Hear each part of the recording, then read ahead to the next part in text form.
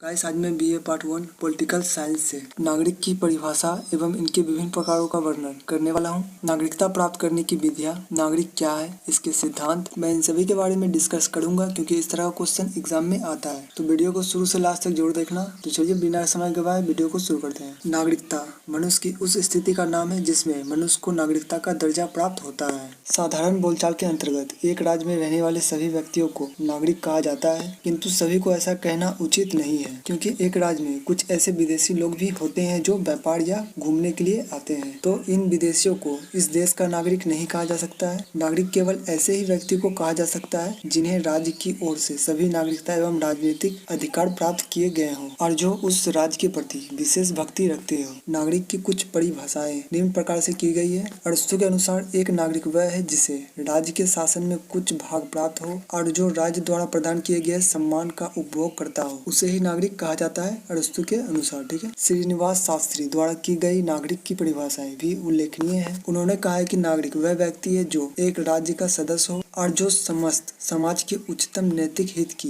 वृद्धि के साधनों को बुद्धिमानी से समझकर राज्य की सीमा में ही अपने कर्तव्य पालन करे और अपने उच्चतम विकास के लिए प्रयत्नशील रहे। उपयुक्त परिभाषा से स्पष्ट है कि नागरिक शास्त्र में नागरिकता व्यक्ति और राज्य के पारस्परिक संबंधों को दृढ़ बनाने वाली उस स्थिति का नाम है जिसके अंतर्गत राज्य के द्वारा व्यक्ति को नागरिक और राजनीतिक अधिकार प्रदान किए जाते हैं। व्यक्ति राज्य के प्रति विशेष भक्ति रखता है। नागरिकों के प्रकार मोटे तौर पर राज्य के सभी नागरिकों को दो भागों में विभाजित किया जा सकता है, जिसमें पहला है जन्मजात नागरिक, दूसरा है देशीयकरण से नागरिकता प्राप्त नागरिक। गाइस, पहला की बात करूं तो जन्मजात नागरिक का अभिप्राय यह है कि जन्म के आधार पर नागरिकता प्राप्त करने के संबंध में प्रमुख रूप से निम्नलिखित दो नियम है। इसमें पहला है रक्त एवं वंश का सिद्धांत। इस सिद्धांत के अंतर्गत नागरिक रक्त अथवा वंश के आधार पर निर्धारित होती है और बच्चे का जन्म चाहे किसी भी स्थान पर हो, बच्चे को उस राज्य की नागरिकता प्राप्त हो जाती है जिस राज्य के नागरिक उसके माता पिता हैं। उदाहरण तौर पर अमेरिकन नागरिक का पुत्र अमेरिका का नागरिक हो, चाहे उनका जन्म भारत या अन्य किसी राज्य में क्यों न हो। प्राचीन काल में यूनान, रोम और एशिया देशों के नागरिकता का निर्धारण इसी सिद्धांत के आधार पर होता था और आज भी विश्व के अधिकांश देशों में यही सिद्धांत प्रचलित है।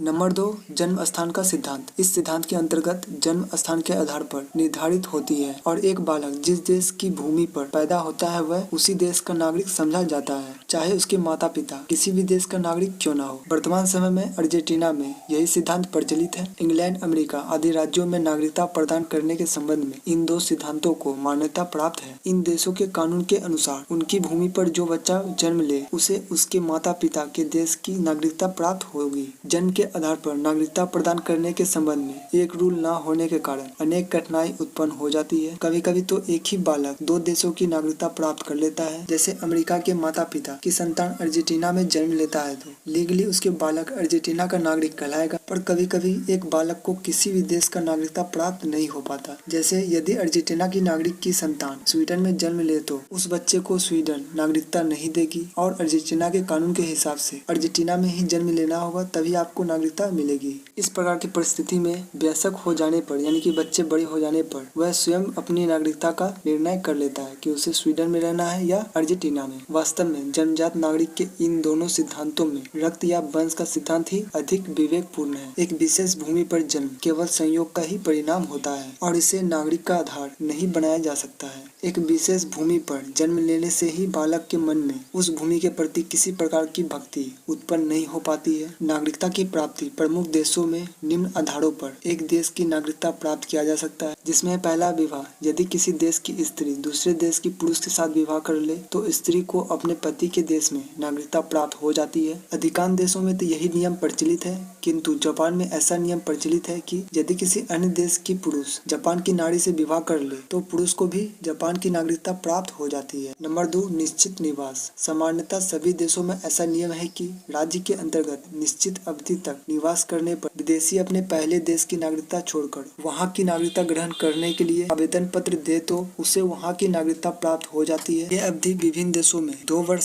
से लेकर 10 वर्ष तक है। इसमें अमेरिका, नीदरलैंड, जापान और हंगरी में यह अवधि 5 वर्ष, मैक्सिको भारत में यह 7 वर्ष, स्विट्जरलैंड और अर्जेंटीना में यह 2 वर्ष और स्वीडन में यह 3 वर्ष इत्यादि है। नंबर 3, सरकारी सेवा। अनेक राज्यों में एक निश्चित अवधि तक राज्य की सेवा में रहने की दशा में व्यक्ति को उस देश की नागरिकता प्रदान कर दी जाती है। नंबर 4, संपत्ति खरीदना। दक्षिण अमेरिका के कुछ देश जैसे पेरू और मैक्सिको में यह कानून है कि यदि कोई व्यक्ति वहां कुछ संपत्ति खरीद ले तो उसे वहां की नागरिकता प्राप्त हो जाती है। नंबर 5, दोबारा नागरिकता की प्राप्ति। यानी कि यदि किसी देश का कोई नागरिक छोड़कर विदेश की नागरिकता अपना लेता है तो उसे दूसरे देश का नागरिक समझा जाएगा, परंतु यदि वह अपने पहले देश की नागरिकता फिर से प्राप्त करना चाहे तो कुछ शर्तें पूरी करने पर उसे फिर से नागरिकता प्राप्त हो जाती है। नंबर 6, गोद लेने से। यदि कोई व्यक्ति किसी विदेशी बच्चे को गोद ले तो उस विदेशी बच्चे को अपने धर्म पिता या धर्म माता के देश की नागरिकता प्राप्त हो जाती है। ऐसा प्रथा प्रायः सभी देशों में है। नंबर 7, विद्वानों को। कुछ देशों में विदेशी विद्वानों को नागरिकता प्राप्ति के लिए कुछ विशेष सुविधा दी जाती है। फ्रांस में ऐसा ही व्यवस्था है। नंबर 8, देशीयकरण। देशीयकरण एक वैधानिक प्रक्रिया होती है जिसके अंतर्गत कुछ निश्चित शर्तें पूरी कर लेने पर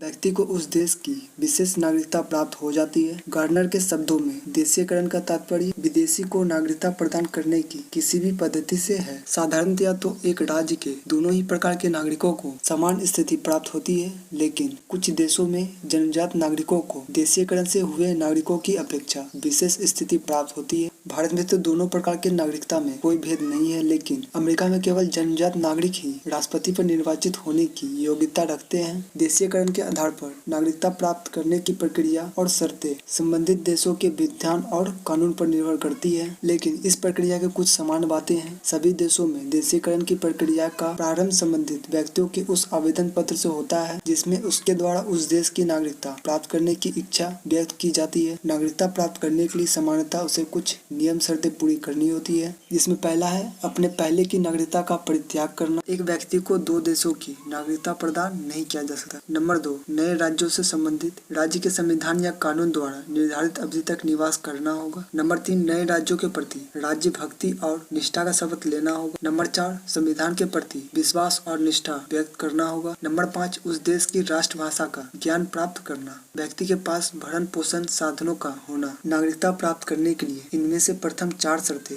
पूरी करना सभी देशों में आवश्यक है। अन्य शर्तें प्रसंग में विभिन्न देशों में अलग अलग व्यवस्था है। तो फ्रेंड्स, आज के लिए इतना ही। उम्मीद है आपको वीडियो पसंद आया होगा। पसंद आया तो प्लीज वीडियो को लाइक कर देना, अपने दोस्तों के साथ शेयर कर देना और चैनल को सब्सक्राइब जरूर करना। तब तक के लिए अपना ख्याल रखना। जय हिंद।